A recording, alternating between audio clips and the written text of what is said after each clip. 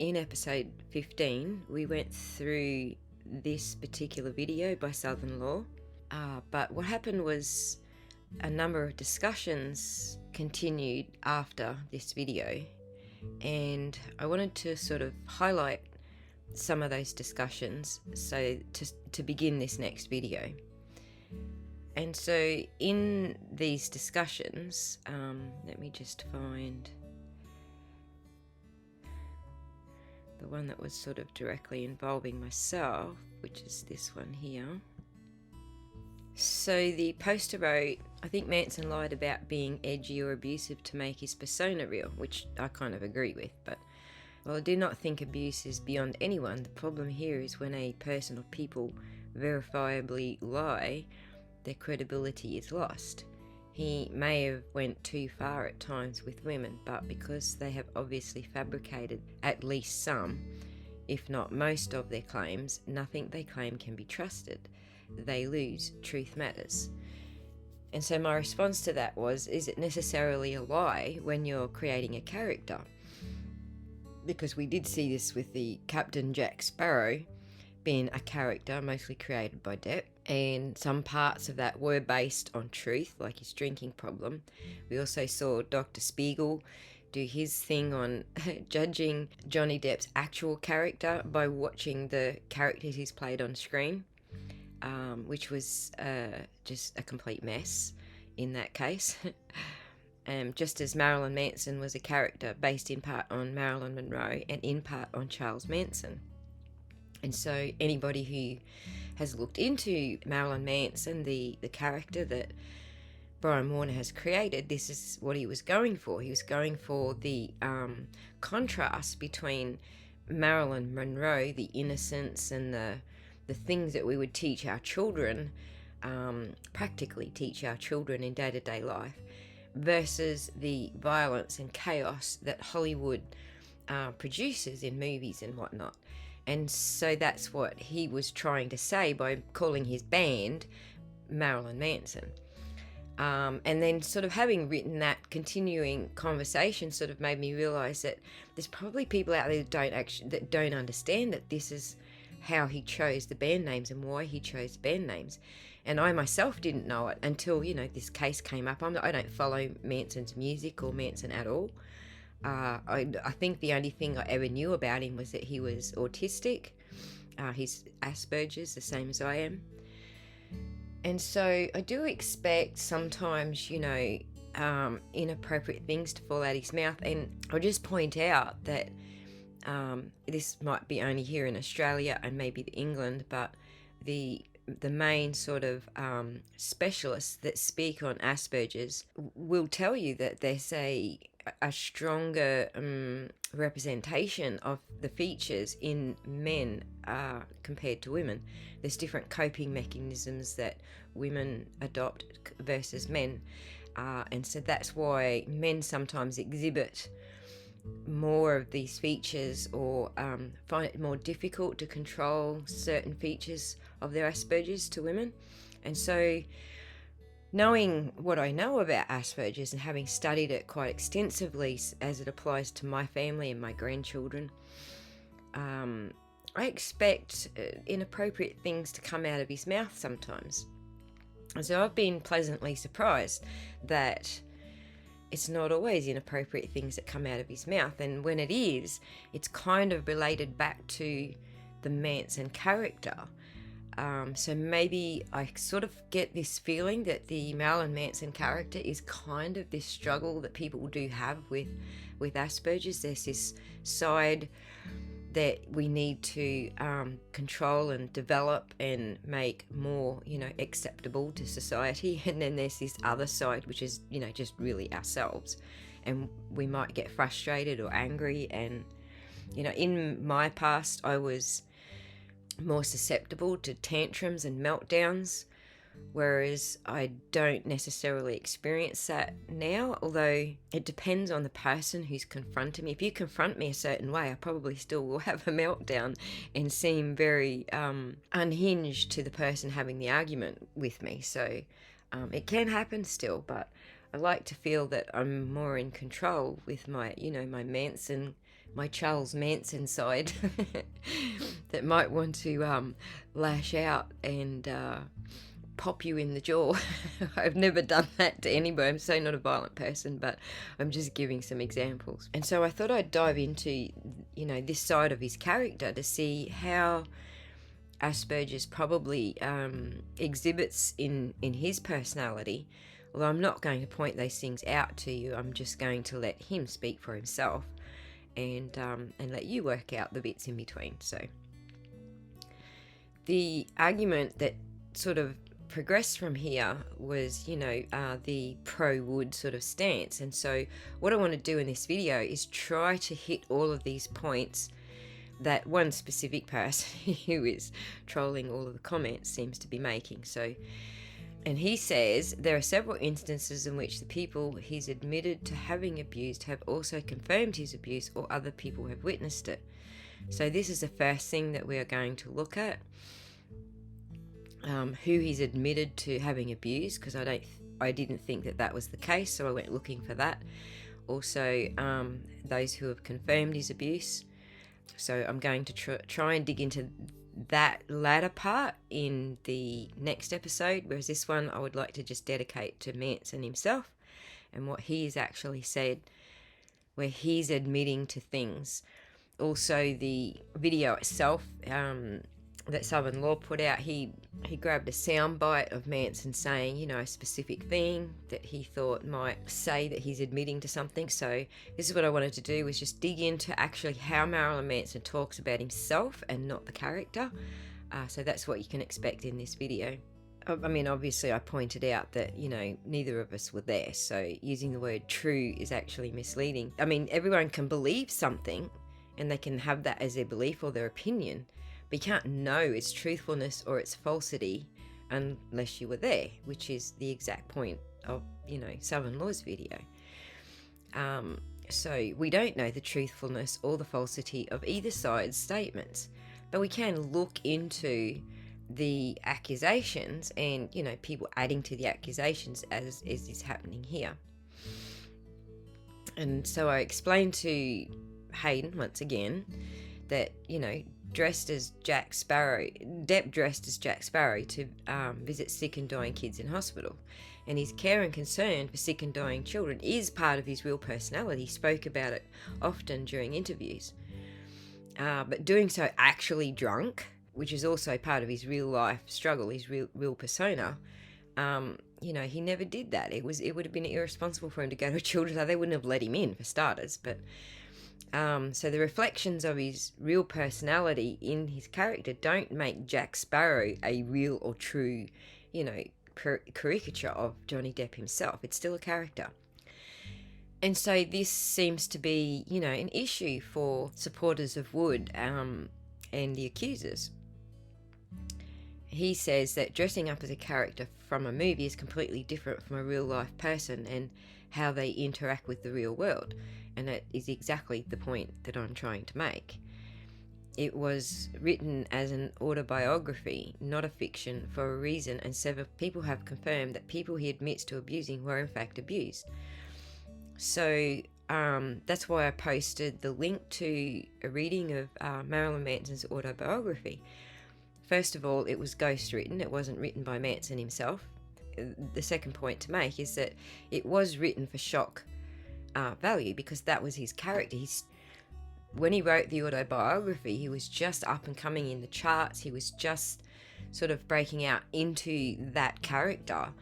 And he admits numerous times since then that, he'd written this for shock value, just as his character, his on-screen character, was presented for shock value. And so this is why I want to go through, the comments that he actually admits to with his own mouth, not written by somebody else, not interpreted by somebody else, but from his own mouth, as to whether, he admits to these things that they believe he admits to. So I wanted to try and either verify or disprove that, these things are actually said by Manson and not somebody else writing his autobiography or putting words in his mouth. I've never tried to be feminine or androgynous. It just seemed like this is the way I want to look.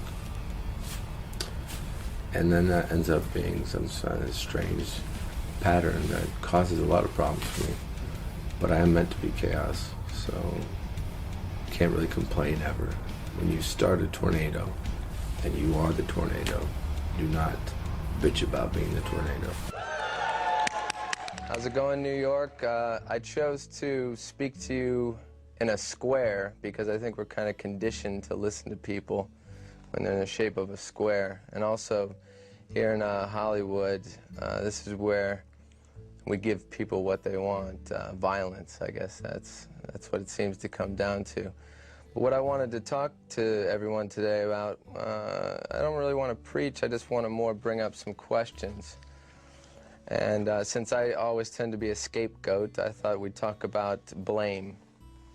Right now, everybody wants to blame music, they want to blame movies, but have we forgotten that we have a dead guy hanging from a tree in our living rooms?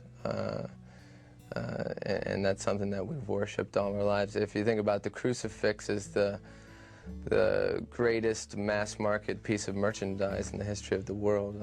I've always found that to be kind of interesting. We haven't really sat down and talked about that on the news. And also wondered why nobody cares when an adult commits some senseless act of violence. They don't want to have a reason why. It's only when a kid does it. Oswald, well, he was a commie. Timothy McVeigh, well, he's crazy. What about Bill Clinton? Why'd he shoot all those bombs and kill all those foreigners? Oh, well, he's the president. That's the American way. But I think what's really begun to confuse people now, why we're in this state of chaos and PC, nonsensical uptightness, it's white teenagers. That's the real enigma. Why are they mad? They're middle class, they're white, they're spoiled. Their parents even buy some of them guns. What do they have to be mad about? Is it because they know America's a lie? Is it because we make them feel like they're never good enough? You're never good enough for the scholarship, for the car, for the girl. Never good enough to be famous for 15 minutes. Is it the first race in kindergarten where it starts when mom's yelling, get the white ribbon, get the white ribbon. Oh, I got the yellow ribbon. Mom's, oh, well, it's okay, it's okay. Then high school football games and soccer moms screaming, kill him, kill him. The ancient Rome reappears.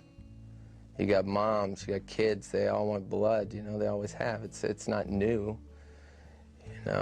People pretend like just because Maury Povich or Fox News or Montel Williams says times are violent, that it's something, it's brand new. But the thing that kind of struck me that has been avoided and ignored, because people always want to point the finger at someone like me because I'm an obvious and easy target because I look like I cause problems, and I do, I try to. But I think just like the gladiator, the sports hero is the icon and the status quo, more than Elvis or James Dean ever was. He's in the Wheaties, he's at McDonald's, he's in the movie. He even has his own talk show. Well, he did in some cases. But what is that saying to kids when we think about it for a second? Sports. Physical prowess is more important than intelligence, knowledge. Is that encouraging America to be not only more violent, but dumber? Are we going backwards on the evolution chart? I actually would like to check, but it's gone because the creationists have taken it away. You can't even find the evolutionary chart anymore. I think, everyone growing up knows that jocks ruled the school. You look at a movie like The Outsiders or Heathers, the nerds, the throwaways, the thinkers, the daydreamers. These are the beaten. These are the kids that can't drink out of the water fountain today. I don't see anyone standing up for their civil rights. And then we say, are we surprised why they're mad or why they end up dead? You know, why the violence?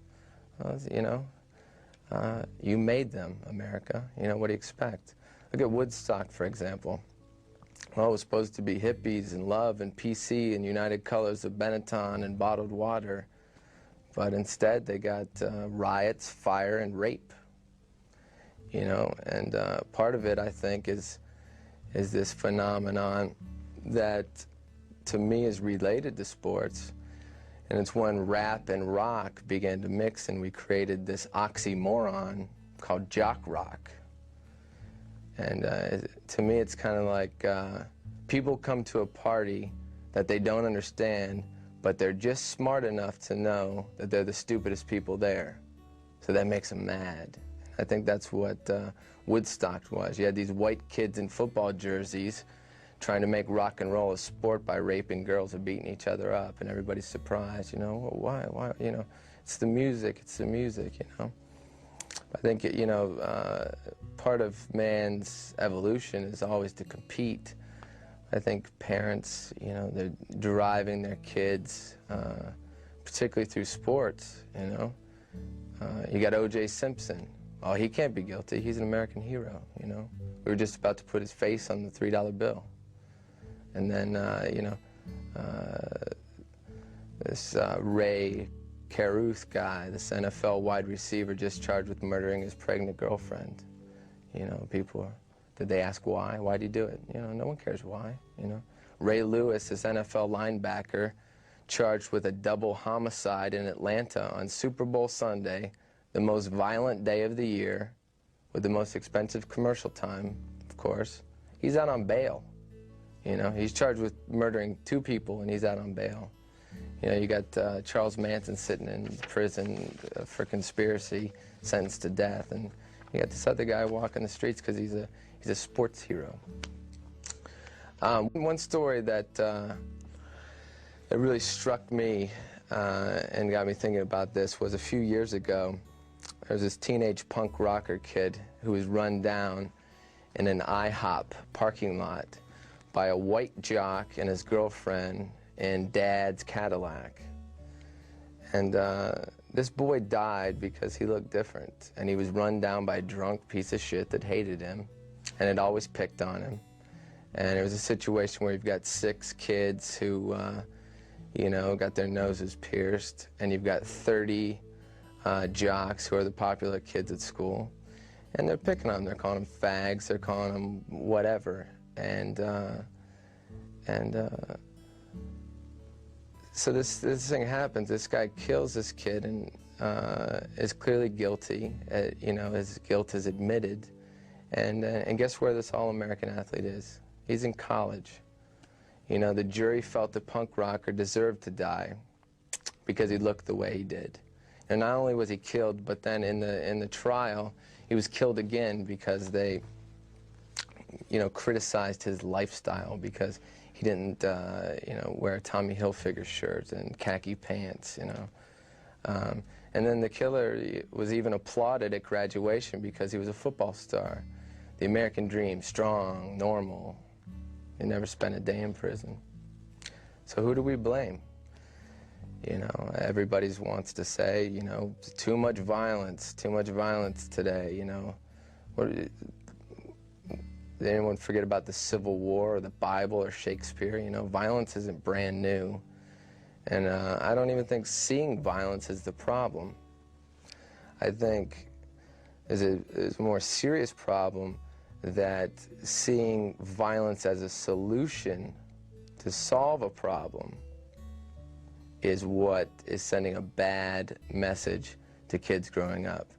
You know, even going back to a Western, the hero kills the villain, saves the day. Children grew up in World War II, and they learned that total violence was the answer. And I think that that's where, you know, a dying culture began, and a dying culture kills everything that it touches, you know. So these kids grew up learning this. They pass these values down with pride. We won the war, but, you know, damn that Hitler, genocide and all those terrible things he did.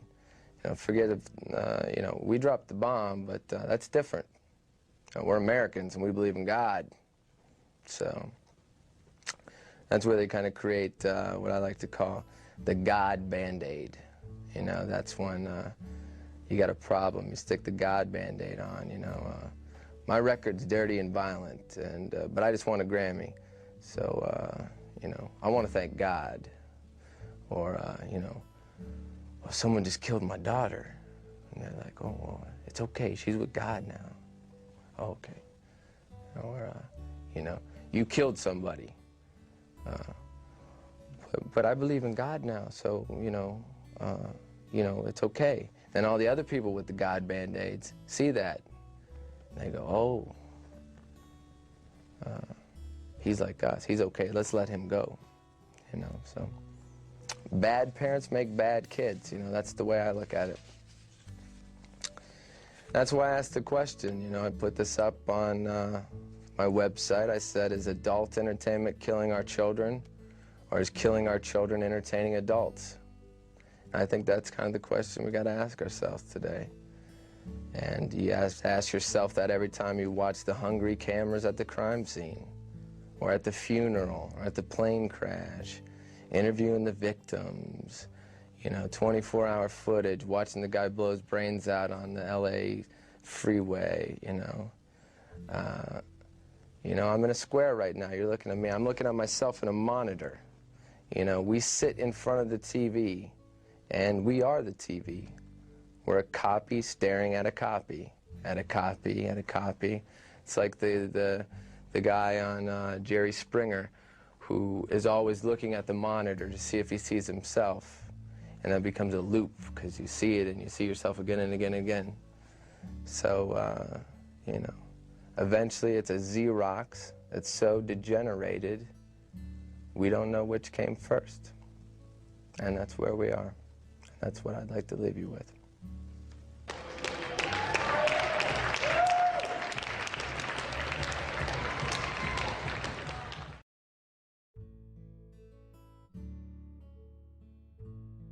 Hi. Hi. It's hard to talk after an intro like that. It is? I thought I was more a little like Elvis Presley, actually. Is that what you think of yourself as? Well, recently a lot of my friends have been, including my mom, who was a big Elvis Presley fan when I was young. She almost named me Elvis, which probably would have been hard to, that would have really made things difficult as a kid. But Do you think of yourself as Brian Warner, or do you think of yourself as Marilyn Manson? I don't even really think in those terms. I mean, after writing the book, I think it made me look at myself differently than I have over the past 6 years after creating Marilyn Manson. So I feel like I've come full circle. I almost feel like the same kid again now. You do? By writing the book, it made me realize how much I've grown. I've spent the last decade stripping away all my emotions, but I guess in pursuit of becoming a better person. So in some ways it took going through all that I've done and creating all of the fear and questions that I've created with the music. For myself even, I've even explored my own fears and made myself think more, as well as everyone else. And it's made me a better person, I feel like. Yeah. One of the more mesmerizing things about this book is your incredible vulnerability as a child. Tell me about that. Well, I think it was, I was a real creative kid, though, and I think everyone goes through the same thing. I don't think I was any more troubled than anyone I'd meet today. But I always wanted You don't to think try, so? I wanted to try and express it always. I always had a desire to be something else. I didn't want to fit into the patterns and the molds that people were trying to create for me. You had some unusual experiences as a kid that I hope are unlike what most of us go through. And you start the book with a line which is very striking. Hell, to me, was my grandfather's cellar. Now tell me about your grandfather, because that's very traumatic stuff. Well, I got exposed to sex and pornography at an early age, but everybody seems to be more shocked at it by the way that I am. I think it made But me your grow grandfather up to did be shocking things. He was into bestiality. He was into, serious hardcore pornography. And as a child, you stumbled upon this in the basement. That's a very traumatic thing for a child. As a kid, I think I looked at him the way that my family probably still looks at him, as an aberration, as a freak, something that doesn't make sense. But after writing the book and experiencing what I've gone through over the past few years, the way that the world looks at me, I think now I have more in common with my grandfather than with anyone else, because I'm treated the same way. And but in many ways, you've become your grandfather, haven't you? In some ways. And I don't see him as the monster that I used to see him. I see him as someone who's misunderstood. But as a child, you were traumatized, and you have to admit that. You were traumatized by seeing that sort of thing. It definitely shaped my opinion on sex and pornography and how I look at things. And how do you feel about sex? Well, it depends. I'm more conservative than most people think. Now, what about fidelity and monogamy? Is that something that's important to you in relationships? It hasn't been, but recently, I think, and it may be part of writing the book and going through that transformation, I've had a new take on relationships. It's affected, the new album that I'm working on and the way that I've been living. You care more?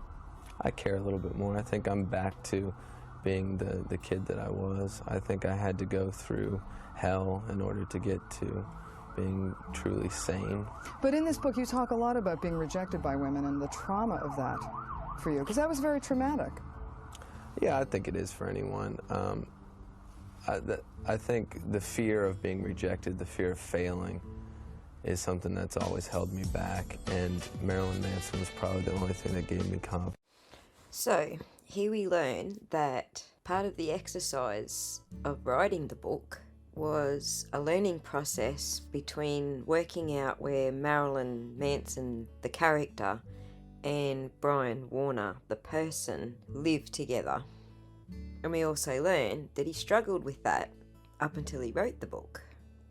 I didn't actually find any other interviews where he talks about the process of writing the book, but you can easily Google the book and find that it was co-authored by Neil Strauss. The bone of contention for Wood supporters is that he wrote about having a tantrum and throwing a perfume bottle at his mother. I think many people who read this completely overlook the fact that he was abused both physically and sexually when he was a young child. And on top of that, he's also Asperger's, so he probably was prone to outbursts as a child and maybe even into his teenage years. Anyway, let's see what else we can learn about him from his own mouth. Who took that picture of you with that naked chick that you just showed me? That's actually a photograph. That was not a sexual, that was a photo shoot. But, Are you conventional sexually, or do you, like people probably think you're all weirded out and everything? I believe we once had this conversation, sort of, Yeah. but I think that, I do own, but I've not assembled, a Doberman Pinscher-sized dog cage that is still existing in my garage. In the event, because here's the key. If you ever were to become single, or if you just want to get your marriage life spicy, Yeah. or this is for you as well. Oh, believe me, Robin's probably done this. Yeah, go ahead. If you say, do you like the movie The Secretary? Yes. And if girls say, that's my favorite movie, red flag. Yeah. Oh, that is the most erotic. Red flag, though, if they say it's their favorite movie. Right. They get a red whole flag. subscription to Daddy Issues. Oh, yeah? Like a yearly subscription to Daddy Issues. Oh, that's interesting. But if they say, yeah, I love that movie. Or if a girl says, hit me on a first date. It's a little aggressive, because I don't like, I'm not a... You're more loving, right? Yeah, but where do you go from there if it's the first date? Yeah. A little spanker. Right. Well, maybe they think, Sometimes I they take probably my think, belt off. because of all your image, they probably think that's what you're But when into. they say hit me in the face, it's like, I got rings on. I know. got Have things. you ever choked a woman and gotten into all that weird shit?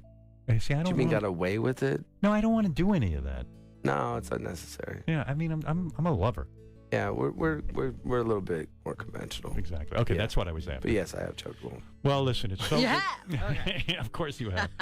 Marilyn She Manson. survived. What are we going to say? What did we learn What did we learn today? We learned I'm sensitive. We learned that you're still handsome as hell. I'm still good looking, which is shocking. Actually, better Manson looking. now has Am a I? very tight ass. You're better looking. We learned you have a tight ass. I thought you had a droopy ass. You do People say not. you're better looking too, man. So Thank you for saying that, but I'm a you're mess. supposed to return them. I just told you you had the tightest ass I've ever seen on a dude. How much fucking more complimentary All can I right, get fine. toward you? Come on. How You look about handsome as hell. that picture you next to Johnny Depp nude? You look better than him. Okay? Wow. How's that? That's a mic dropper. All right, I like that. The reason I included this particular snippet is because you can see quite clearly here that anyone can take a sound bite, just that small section where I overlaid the text, and turn it into a big deal. But when you listen to the context of the conversation, you get the idea that it was light and jovial. There was nothing really serious being said there. And then he added, "She's a bot." So you very quickly realise that he was just joking about. He actually wasn't serious. But if you also take notice of the questions that the interviewers are asking him, everybody wants him to be the actual character that he portrays on the screen.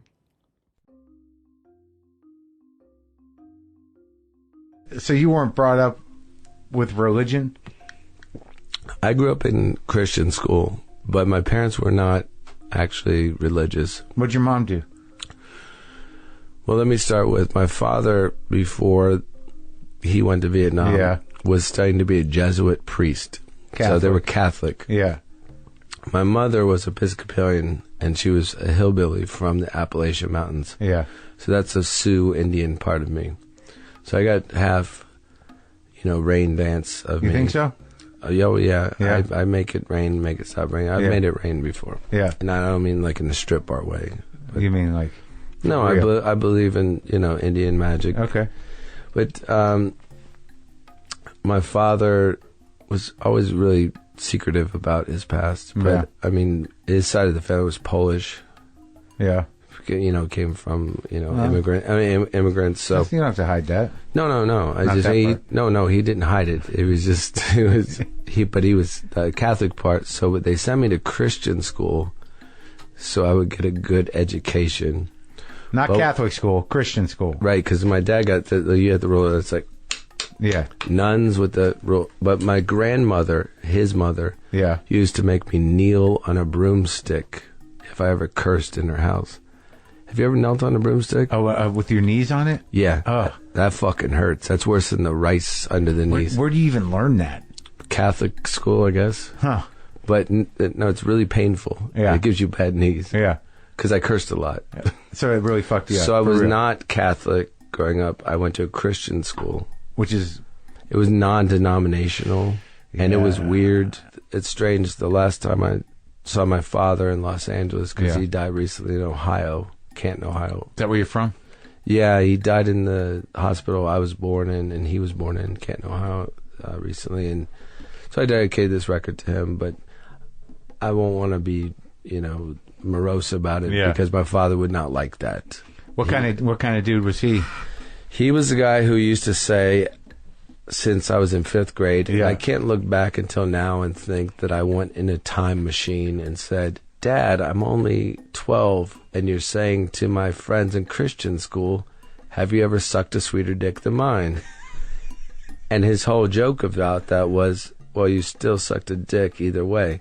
That was his whole joke that he thought was funny, and at the time, I just was like, you were 12? Dad, stop saying that.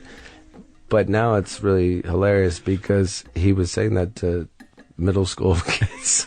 What was his job? My dad was, he was in Vietnam. I think he was part of,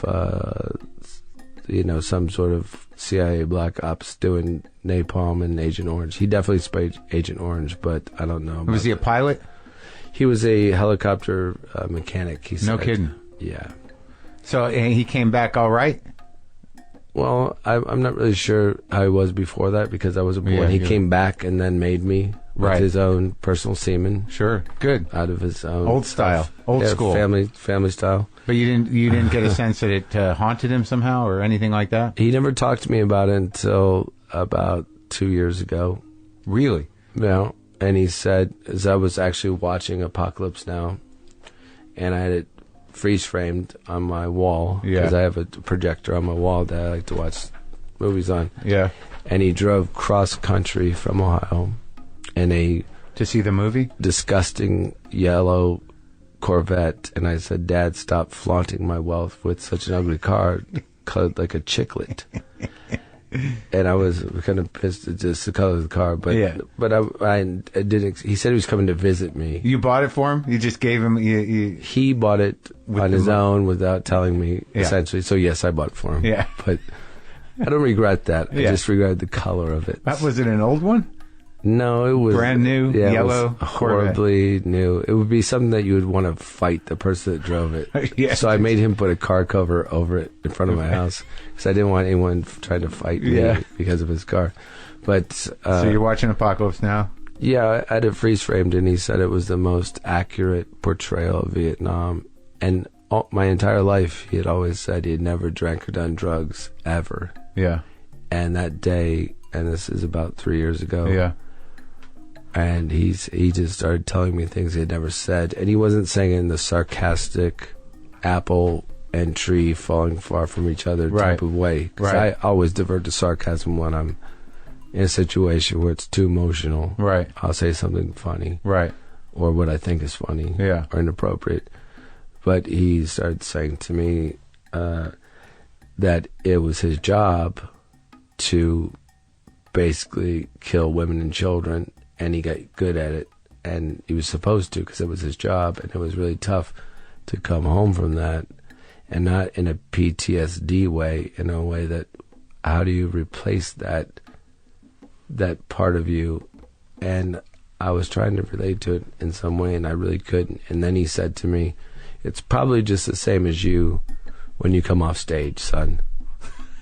And that was really a weird comparison, but I guess that was the way he looked at it, and that was a strange thing to say to me. Well, maybe he was talking about that zone you enter with all that cortisol and dopamine. Well, it's your job, and you're supposed to do what you do. And, you know, of course, the difference between me on stage and off is on stage I'm speaking to people I've never met. Yeah. Off stage I'm talking to people that I just met now with you, or people that I know. And you're performing for hundreds of and you're seducing people as a rock star, but that, in no way I don't think that compares to what he did, but in some way he related the two. Yeah. It was unusual. Words of advice. People say, "Oh, the world's coming to an end," but they said that in 1984, that's when I started to be disenfranchised entirely with religion. In Christian school. How old were you? I don't want to do the math there, but I'm going to guess it's like... I was born in 1969, the best year to be born in. Yeah, so right, 15. Okay, so I was 15. I had that number tattooed behind my ear because that seems to be like... 84? Or 15? No, 15. You do? That's the year I lost my virginity. Yeah. And I got crabs. From the first time? Yeah, because you would think, who has crabs at age 15? And of course it's the girl I lose my virginity to, because my father scared me into it. Said, "If you don't lose your virginity by the time you're 18, I'm going to buy you a prostitute." So therefore I have a fear of prostitutes and of girls with pubic hair now. Yeah. So, but you didn't have to go to a prostitute. No, I unfortunately found a cheerleader from Louisville. Yeah. Louisville? It's Canton, Ohio adjacent. Yes. Louisville. Is it Louisville or Louisville?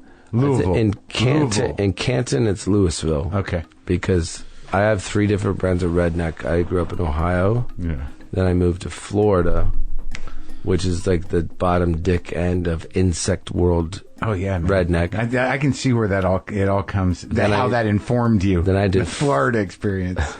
Then I did thrive up the dick of Florida. Yeah. And somehow ended up in New Orleans. Yeah. Which is a place that's, I wouldn't even say, I can't use the barometer of good and evil. Yeah. It's a sinister place. It's got its own vibe, that's for sure. It's sinister.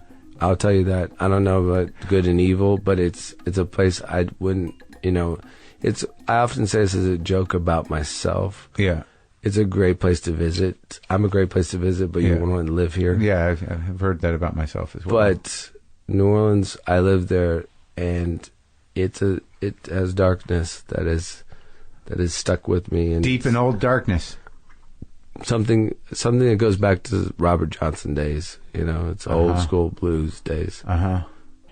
When it comes to evil shit, I think that people can accept my opinion in saying that there's something very unexplainably sinister in New Orleans. Sinister, dark, mysterious, but unexplainable. Unexplainable, but a better word. Evil. I mean, evil with that word used in a non-romantic way. Like, I don't think you're evil, right? I like you said romantic. That's true, because I consider myself a romantic person. Yeah, but like you know what evil is. Yes. Yeah, and I know what good is. Yeah. I mean, in the natural moral barometer. What when you drop bombs, when you kill, when you ethics and morals. Yeah, sure. Continue. But I'm just saying that, like when I think about darkness, or I think about mystery, or I think about some witchy shit, it's not necessarily evil. It's just sort of like, what's going on, right? Fair enough, yeah. But I mean, this was, I tend to swerve on the witchy side. Yeah, I feel on that. The Altamont side versus the Woodstock side of '69. On the Manson side versus the other side. I know. I spent some time there. But I consider myself to have I consider myself to be someone with a moral compass where if I love somebody, I love something, because I have a very limited family now that my parents are both gone. Yeah. And it's not something I'm going to, complain about. That's part of life. It's a circle of life. It's a snake eating its own tail type of thing. Ouroboros. Correct, sir. Yes. And I feel like my father would want me to, put good energy into moving forward. Now, what I do might not be considered good by everyone else, but as far as good and evil, I do believe that you should care about the people you love and protect them with everything you can. Yeah. And not try to hurt other people unless you have to do it for a reason, that is to protect what you love. And I said, Bowie, I didn't say Bowie, I just said, so when you decided to stop doing drugs and things like that, how did that work for you? How did you work that out? He said, I just got bored of it. I thought that was interesting because I just broken out of rehab promises. So have you gotten bored with drugs and booze? I found a different balance with it. I didn't get bored with it. I just found out very simply, don't drink and do drugs when you're by yourself or you're unhappy. Yeah. Because I never knew the difference between a party and a problem. Oh, that sounds like a slogan. Sounds like a song, it's too obvious, I think. Did you just come up with that, or did you see that on a car coming over here? No, I didn't see it on a car coming over here. It's the advice I give to youngsters when I go do youth Give care. It to me again. Give it to me again. Youth care. I don't know the difference between a party and a problem. Because when people say, let's party, I'm like, I don't know what that means. Yeah. Because it doesn't seem fun. It just seems like we're all getting shit hammered, and then suddenly TMZ is here, and there's no, it's pre-TMZ. That was a specific event that's this is 1998. Thinking, no, there's gonna be naked dudes in my pool, and then. Walk me through the life then. So you grew up in Ohio and Florida. What was the thing that ruined you? Was it Florida? Well, you were heading towards journalism, and then something went horribly different. No, I was in Ohio. I was just getting ready to, I was really upset. I've only gotten one real fight in my life. I've got my ass kicked a couple times. Yeah. No, I mean, it's not a fight when you just get your ass kicked. Right. I got my ass kicked by Nazi skinheads and straight edge skinheads.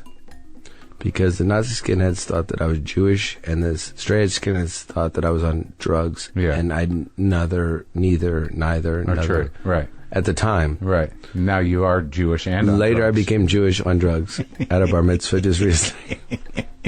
No, but they beat the shit out of me. Yeah. However, the only fight I ever got in was in creative writing class in Heritage Christian School in Canton, Ohio. Yeah.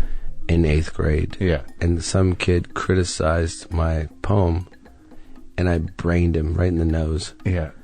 And gave him a bloody nose. He didn't get back up. But I stood up for my poetry. There you go. That sounds a bit... You've done it before. Sounds a bit... yeah. A little bit light in the loafers, so to speak. No, you're an artist. But I put my hand into it, broke his nose. So you can, what I'm saying is don't meddle with poets. Yeah. People that are florists. Yeah. Or, guys that wear shorts or they're cut off so small that you can see the pockets hanging out. Yeah. Because you will get punched. That's right. You come with that. If you have the bravery to do those things, then you pack a wallop. So that was the first time. That was in Florida. Then I got, in Ohio, yeah. And I got kicked out of Christian school. For what? I'll make it brief. I put a dildo in the Bible teacher's desk that I found in my father's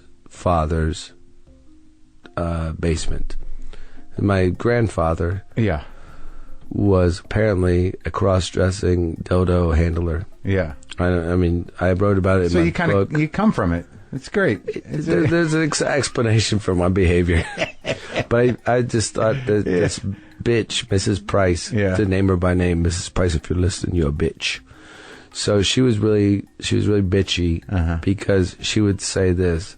It was almost like telling a racist joke. She would say, "Now, is there anyone Catholic or Jewish in the room during Bible class, which was every day?" Right. I had to memorize Galatians, Ecclesiastes. I know them all, don't worry. Revelations, that's why you asked, I know it. She'd start the day by saying that, and then if no one said no, then she would start shit-talking all the other religions. So I just found I didn't want to be at Christian school anymore. Yeah. Not realizing that when I got kicked out of Christian school by putting a dildo that I found at my grandfather's house, covered in greasy, unknown circumstances that I don't even want to think about, but now I can think about it, and it's kind of good that I wore gloves. You wore gloves to carry not to keep fingerprints off, but your grandpa's dildo because it was slimy. It was somewhere inappropriate. Sure. I put it in her desk. I got kicked out, and I went to Christian school. I left Christian school, and I went to public school. Yeah. Same bus stop. Yeah. Ass whooping. Oh, yeah. So cyberbullying can suck a dick because I got my ass kicked the old-fashioned way at the bus stop. Yeah.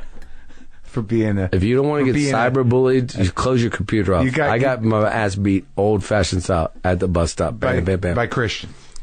No, by people that were like, he thinks he's cool, better than us. But my parents were not religious. So then I went to public school. Yeah. Got my ass beat a lot. I learned to play it. I was in the band. Playing what? Well, this is where it goes south on me. Yeah. The triangle.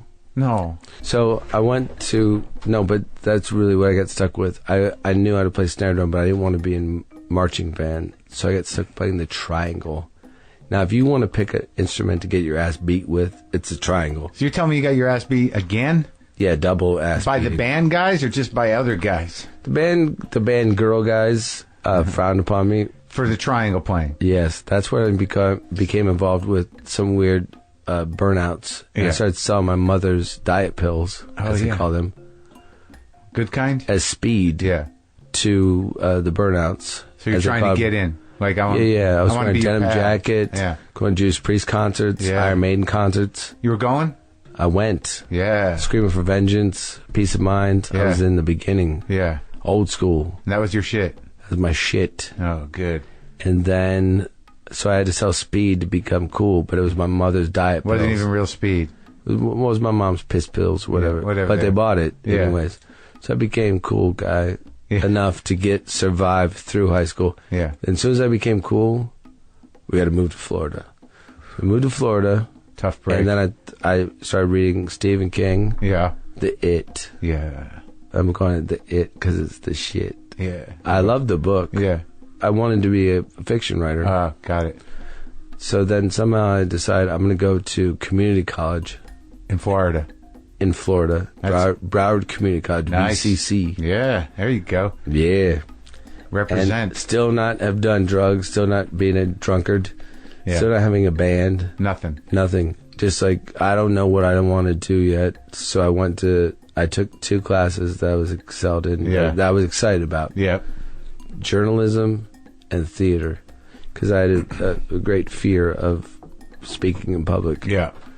And so, and I'm not afraid to say this, I started open mic poetry night. Did you? Yeah, I'm going to say it again. Open mic poetry night. And did you... In Florida. You have 3 names, I just realized. Everyone has 3 names, but you don't use them all. You don't use any of them. Right. Do people call you Brian?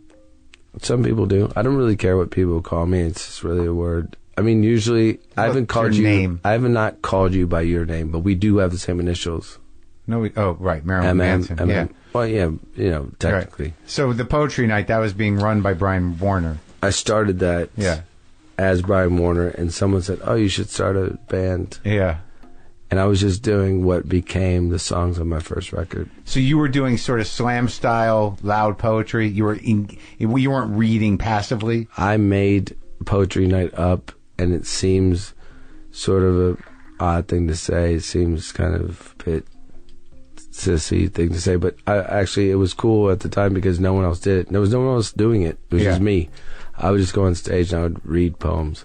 No one else did. Oh, you didn't host it or anything? No. It was just me. Where'd you do it at? At a place called Squeeze nightclub, which has since burned to the ground. Ah. Yeah. Suddenly then... Were you in a costume then? No. Just you? No, I had started to dye my hair black at that point because my mother thought... my mother's favorites were Alice Cooper and Elvis Presley. Not in that order. Elvis first. Oh, she liked Alice? Yes. She's got some good songs, man. Yeah, 18. 18? And you know what? Ballad of Dwight Fry. All right, so now you're dyeing your hair black. Your mom likes Elvis Presley and Alice Cooper. You're doing these poems, and someone says you should be in a band, and you're like, I only play triangle. I didn't say that, but yes. No, I think the first 2 things I stole from the Canton library before I moved to Florida were the Doors' Greatest Hits cassette and Aerosmith's Greatest Hits cassette. But I guess I have a couple of questions in that when they first, I think the first question is, when it comes to ritual and when it comes to beliefs and all that stuff, can you explain Aleister Crowley to me? Because I've read his fucking books, and what do I got to do to make that make sense to me? It's just another person's opinion. I mean, but it's all written in poetry. It's very difficult to get through. Well, I wouldn't take anyone's written word even my own, as lyrics, as something that's supposed to be. You read it and it equals something. You can make it what you want. Yeah. Just with anything, I learned that from the Bible. I think a belief in something is the key. Whatever it is. Whatever it is. Yeah. Good or bad. But, you always have to remember that you can put out good energy, you can put out bad, but I think that someone writes a book, it doesn't make them any different from either of us. Oh, no, I get that. I don't think that, I'm saying that, yes, Aleister Crowley had a big impact. He was involved with a lot of people, and obviously I've read his shit, so I know it. All of it? Not all of it. Yeah. See, my stomach just went now. Yeah, that's Aleister. No. Aleister, it's going to come out. No, but it's not that it's not any disrespect to the way he's written. It's just that you understand that some people, a philosophy, just in general, it's just one person's opinion. Sure. Nietzsche, Camus, Descartes. Yeah. Descartes. Yeah. I used to like to make fun of his name. Whatever. Yeah. Whatever person you want to pick. Yeah. It's all just an opinion. Yeah. Freud, Jung. When you go to philosophy, I'm more of a Jungian person than a Freudian, because I like alchemy because it's where it started. Yeah. It's basic. It's turning lead into gold. You take shit, you make it into something great. Yeah. The basic concept of it. Forget all the mystical part of it. You just take something from nothing. Yeah. You make it something great. Now, in terms of when they hung all that shit on you and you had to fight for your life and your art. You mean Columbine? Yeah. Yeah. That was go ahead. Yeah, when in terms of taking on that machine, which you did, courageously at the time. I'll footnote that and say not exactly, but continue. Not exactly. No, I'll tell you the rest of it. Do you feel that you were able to recover from that? When it happened, my entire career was shut down. I had this really dope show, giant success, which is strange, and ironically, the guy that edited that video, Bill Yukich, we jointly watched with the guy who did my album cover, Peru, this photographer. We watched Columbine happen in Chicago. We were watching it live on TV, and they were saying the coverage. We were just watching it live on TV. Yeah. May or may not have been high on cocaine. I won't convict them of any of my crimes. Yeah. But we were watching it, and I said, man, this is going to fuck me over because I know that they're going to blame it on me. And they said 7 kids dressed in Marilyn Manson costumes, and it just kept changing. The story kept changing as it went along. But so I sucked it up, but it was strange when the Las Vegas casinos were canceling my shows. So every show was canceled, and the record label did not back me up. Huh. So everything got ripped out from under me. So I sat in my house and I wrote a story called Hollywood, and I had a movie deal that was going to make what would be essentially, I guess, my version of The Wall. They wanted me to make. Yeah. And it happened to inconveniently be about guns and kids. Yeah. So that got just pulled out from under me. And so I turned that into a record, into a book. And someone asked me the other day about I was going to make that book come true, and I got re-inspired because the book actually sounds more relevant now than it did when I wrote it. Yeah. So you could still put out the book. No, I'm going to, but it actually sounds.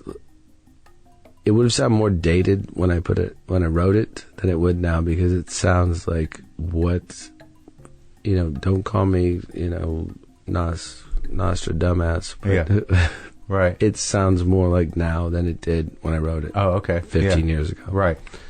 So that happened. So the way I come out is shave my head, hold a gun, and just say fuck you, and have a song called Love Song, Death Song, Fight Song. I just came out with guns blazing. If they're going to blame me for violence, this is the one thing that always amused me. People always say that my music causes violence. Why aren't they worried what I'm going to do? Really, seriously. Like you personally? Yeah, me personally. Yeah. It's like you're blaming me personally for shit that I didn't do. Why aren't you worried about what I'm going to do? Yeah. Does it seem kind of odd? Like if your neighbor said that there's human feces on the lawn. Yeah. And he blames on your cat. Yeah. Why is he blaming on you? Right.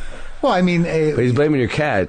He's blaming you as the owner of the cat. But he's not blaming you for pooping on his lawn. Right. But would you have rathered that? I mean, what if they? Well, I mean, they might as well have. Well, that's what I'm saying is that they couldn't put you in prison for expressing yourself, so they destroyed you for expressing yourself collectively. Sort of, but in a sense, I didn't. I mean, and I'm not saying I'm not saying that what I've said in lyrics, especially on this new record, is not going to cause problems if people interpret anything that you say to cause problems, because that's people. It's like I could blame the church for causing me to write it. Yeah, I could blame you for asking me the question. Yeah, you can blame anyone. No one has any responsibility anymore. That's the whole point. From the beginning, the name Marilyn Manson was created to prove the point that they're proving against me. So it just proves it more. But I can't get through them because I'm not trying to change the world because it's pointless. You can't change the world when you can't even change your underwear. That's what I go by now as my mom. Because I have it in several days. No, but that's another life. See, I always told you I divert to sarcasm. Yeah. It's hard to try to get... You can't get through a message to people except in art. But, but people associate you with characters. Yeah. But I don't differentiate myself from a character that is Marilyn Manson. Now, acting is great because it's the only time I get to have Halloween. You've done some acting, yeah. It's the only time I get to have Halloween. Where you get to, what, dress up or... Well, no, I can't do anything on Halloween. Yeah, but acting, I get to be someone else. But what do you mean you don't differentiate? Because you just see it as a fluid extension of you? Whatever you're manifesting at that time? Because, I mean, you seem like there's some people, I've talked to Iggy Pop, I talked to Alice Cooper, they're definitely not who they are on stage when they're talking to me. No one's who they are on stage when they're talking to you because we're not on stage. That's right. Because you know why? Because you don't have teenage tits on Right. you. I get it. No, I mean in a way, because when you're on stage, you're performing. Sure. You're seducing. You're taking the music that you spend a lot of time writing. Yeah. Which is totally different than performing. Yeah. A lot of people in my life that I've had relationships with don't understand the difference between writing a song and performing a song. Mm-hmm. Performing a song it's a lot different. From doing comedy. Sure.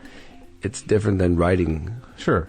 Right. Yeah. So what do you mean? A lot of people in your life who you had relationships with didn't understand that? I just mean it's not the same as when you're performing. You're seducing someone. You're trying to get people to be a part of what you're making. It's almost sort of it's a giant seduction.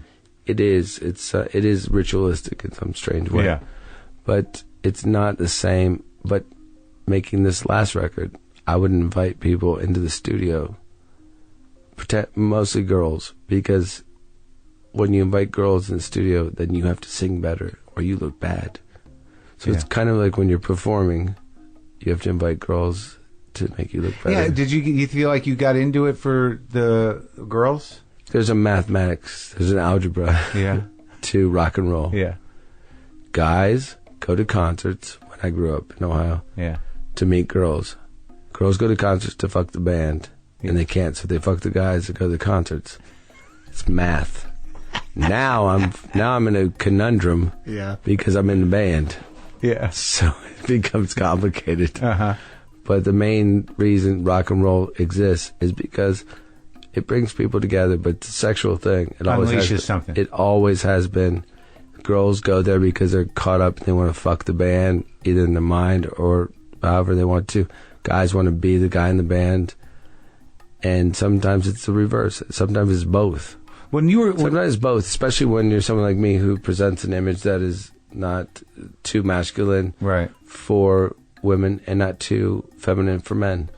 Yeah, but I think that doing drugs is supposed to be when you're in a good mood. No, it's okay. It's not exhausting. You do drugs when you're in a bad mood, it's bad. Yeah. You do drugs when you're in a good mood, it's still bad. But what I said about cocaine in the past is it just makes me less rich. Not poor, but less rich. Yeah. So it's like this nose makes money. Yeah. And spends money. I get it. In the past, that's what I used to say. Yeah. But no, I'll do occasional drugs all the time.